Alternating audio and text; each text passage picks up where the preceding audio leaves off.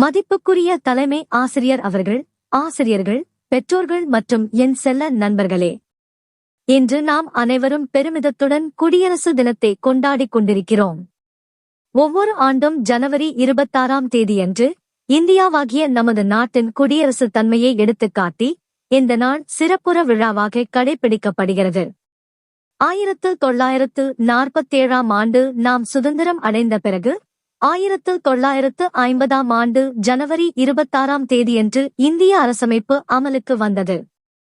நமது நாட்டை ஒரு சுதந்திர, சமத்துவ, நீதி அடிப்படையிலான குடியரசாக மாற்றிய நாள் இது.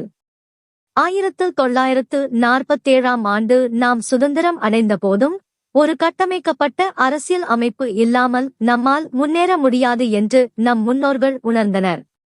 அந்த காரணத்திற்காக 1949ஆம் ஆண்டு நவம்பர் 26 அன்று நம் அரசமைப்பு சட்டம் நிறைவேற்றப்பட்டது. மேலும் 1950ஆம் ஆண்டு ஜனவரி 26 அன்று அமலுக்கு வந்தது. இந்த நாளே நம் தேசம் குடியரசு நாடாக மாறிய முக்கிய நாளாகும். இந்திய அரசமைப்பு எங்கள் உரிமைகள் மற்றும் கடமைகளை விளக்கி ஒவ்வொருவருக்கும் மதிப்பையும் பாதுகாப்பையும் அளிக்கிறது.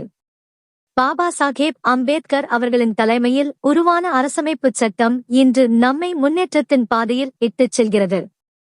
இந்திய அரசமைப்பு நமக்கு சுதந்திரம், சமத்துவம், நீதி மற்றும் அடிப்படை உரிமைகளை வழங்குகிறது.